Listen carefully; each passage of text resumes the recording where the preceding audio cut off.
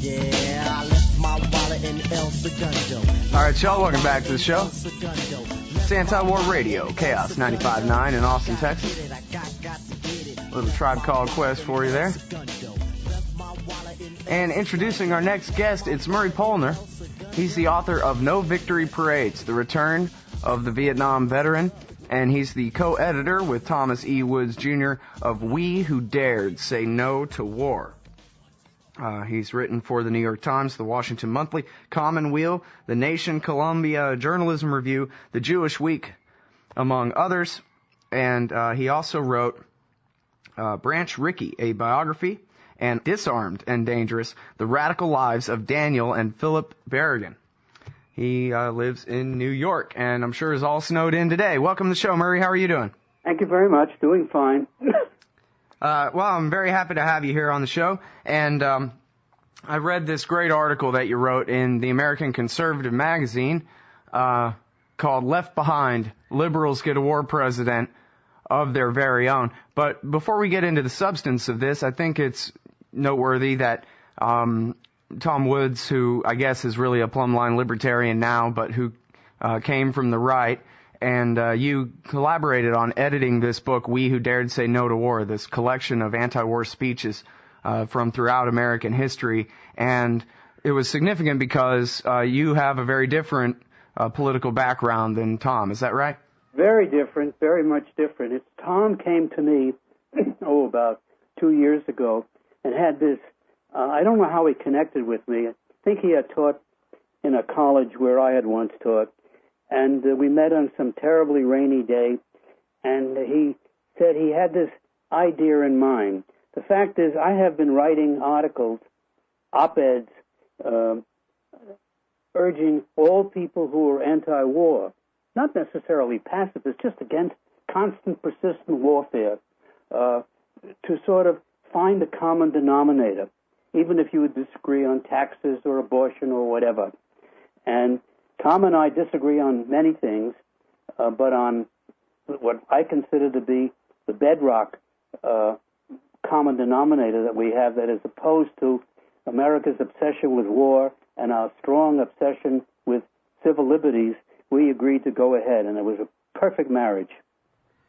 Well, I absolutely agree about, first of all, the quality of the book that you guys have put out here, and I hope that we can go through it a little bit later in the interview. But I'm also all about the idea of the realignment, and being a libertarian myself, that means that I agree and disagree with liberals and conservatives on lots of things. But, as you said, civil liberties and peace are things that, if we really do believe in them and want them, we're going to have to figure out a way to, separate those things out as our top priorities. And, forget economics, forget abortion, and all these other things, and really come together with a new coalition, a new realigned American debate, with the anti-statists on one side and the statists on the other, to a degree at least, or the Peace and Bill of Rights crowd on one side at least.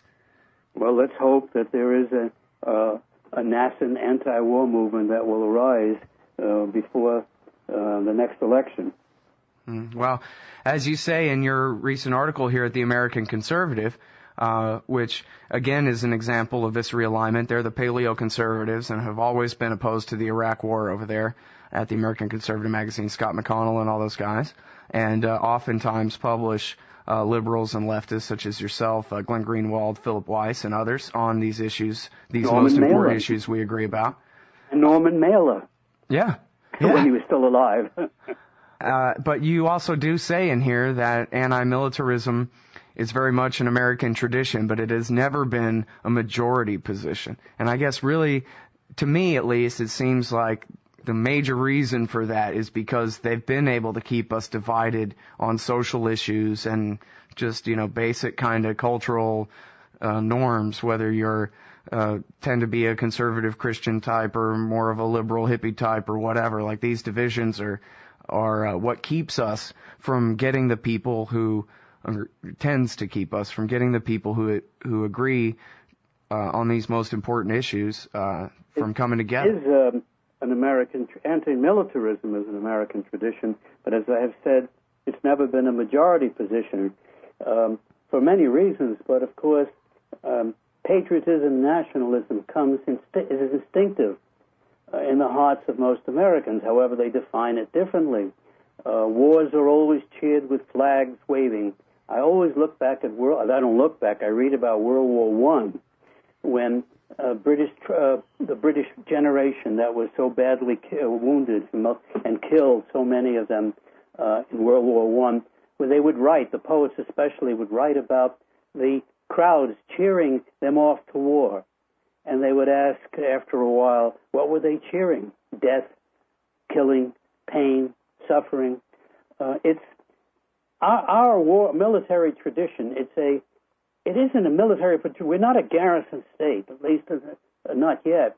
But what we have is that it's embedded in our educational system, in our popular culture. I love sports, especially baseball and football.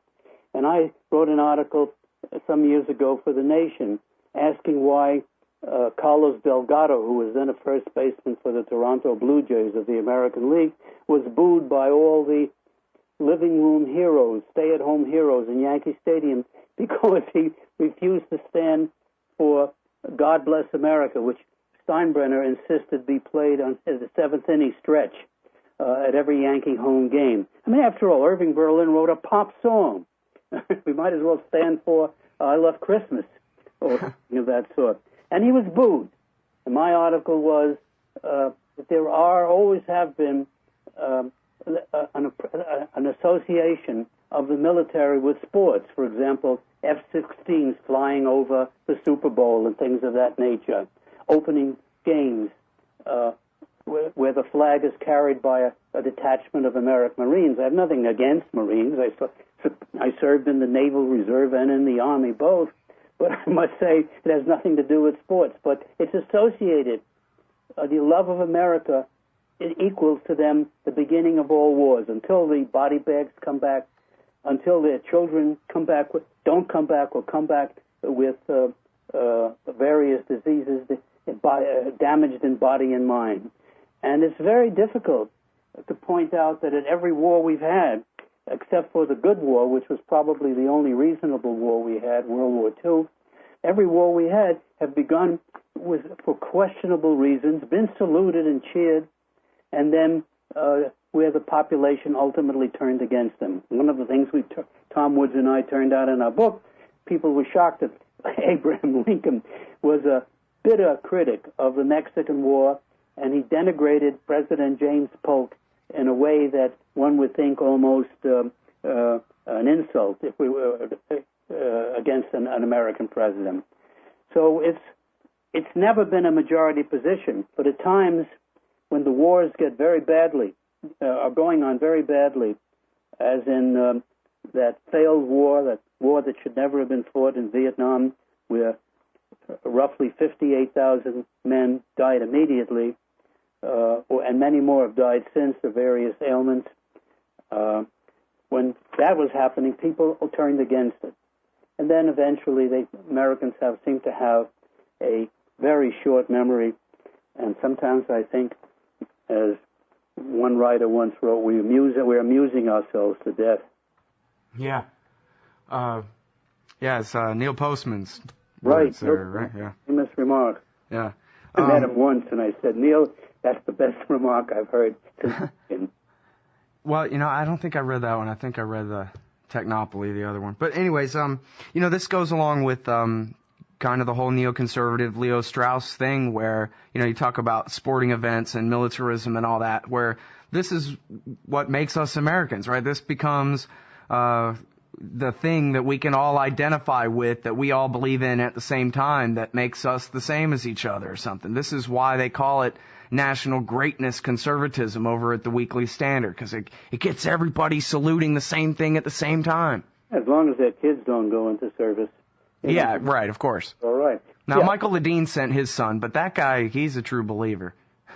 Yeah, well, of course, there'll always be an exception to a rule, but when I've never, in Vietnam, for example, according to the Congressional Weekly, as I remember, only 14 members of the United States Congress had children or grandchildren on active duty, and only one or two were had served in Southeast Asia, in Vietnam.